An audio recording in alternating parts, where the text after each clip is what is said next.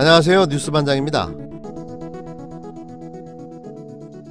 대구시가 경제 회복을 위해 3천억 원 규모의 긴급 생계자금 지원에 나서기로 했습니다. 말 그대로 긴급 자금인데요. 긴급 자금이면 한시라도 빨리 지급해야겠죠. 그런데 이 돈을 총선 이후에 주기로 하면서 논란이 되고 있습니다. 권영진 대구시장이 불과 얼마 전만 해도 생계자금을 빨리 지급해야 한다고 말했던 것과는 상반된 입장인데요. 포퓰리즘 예산이 아닙니다. 절박한 상황에서 지금 죽을 지경에 있는 국민들에게 긴급하게 생계자금과 생존자금을 지원하는 것입니다. 그의 발언이 있고 얼마 뒤 정부에서 긴급 생계지원금이 대구에 지급되자 이 돈을 4.15 총선 이후에 지급하겠다고 말바꾸기를 해버린 겁니다. 긴급 생계자금을 대구 시민들에게 바로 지급하게 되면 4.15 총선에 영향을 미칠 것이 우려됐기 때문인 거죠. 권영진 대구시장은 3천억 원 규모의 긴급 생계자금을 총선 다음 날인 4월 16일부터 지급할 예정이라고 밝혔는데요. 지원금 지급 연기 사유가 말 그대로 황당 그 자체였습니다. 총선을 앞두고 선거 업무로 바쁜 주민센터에서 생계자금 지급 업무까지 맡게 돼 혼잡을 줄이기 위해서라는 건데요. 그의 이런 엉뚱한 논리가 본인이 생각해도 우스웠던지 4.15 총선 이후 긴급 생계자금을 지급하겠다는 말도 안 되는 논리를 펴던 그의 목소리에 웃음기가 가득했습니다.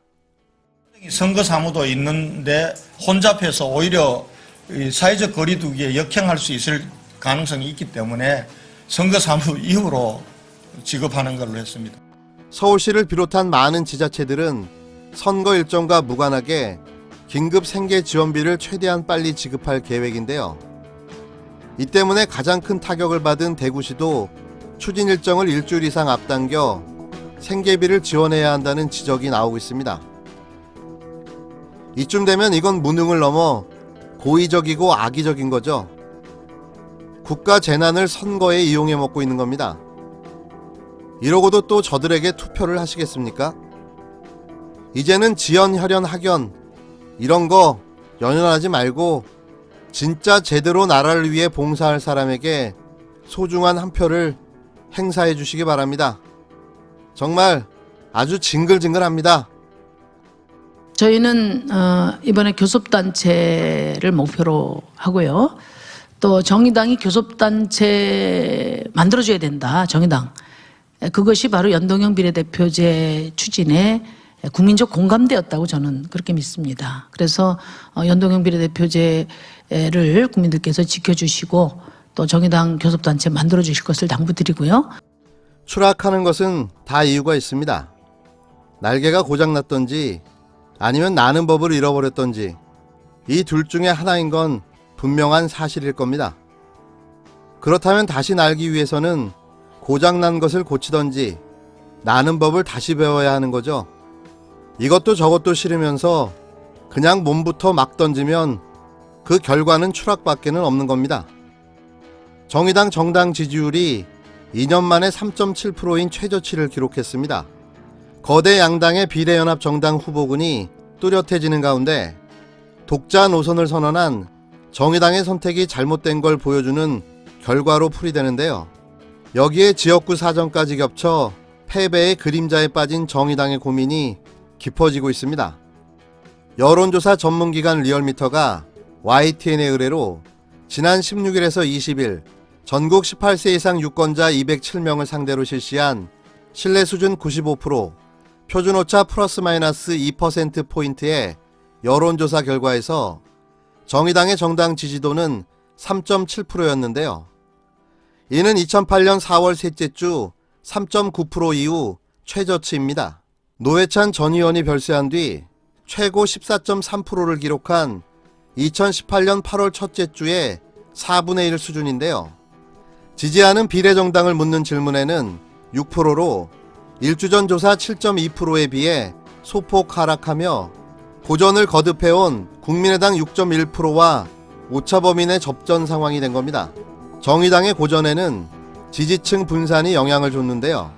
더불어시민당, 열린민주당 등 범여권 비례정당이 잇따라 창당하면서 진보 진영의 지지층이 겹치는 표가 이탈했다는 분석입니다. 민주당이 주도한 범여권 비례연합정당 지지도는 38%를 기록한 반면 정의당은 전주에 비해 1.2%포인트 하락했는데요. 또 비례대표 1번인 류호정 후보의 대리게임 논란, 음주운전 경력으로 인한 신장식 후보의 사퇴 등 부정적인 소식도 한 몫을 한 것으로 보여집니다. 비례연합정당에 참여하지 않고 독자 노선을 선언한 정의당이 민주당의 반사이익만 안겨준 것이 아니냐는 지적도 나오는데요. 아마도 이게 정확한 지적일 듯합니다. 지역구 상황도 좋지 않은데요. 정의당은 23일 기준 총 79명의 지역구 후보를 내세웠지만 이번 총선에서 당선을 장담할 수 있는 후보는 많지 않습니다. 심상정 대표는 경기 고양갑에서 오차범위 내 2, 3위 접전을 벌이고 있는데요.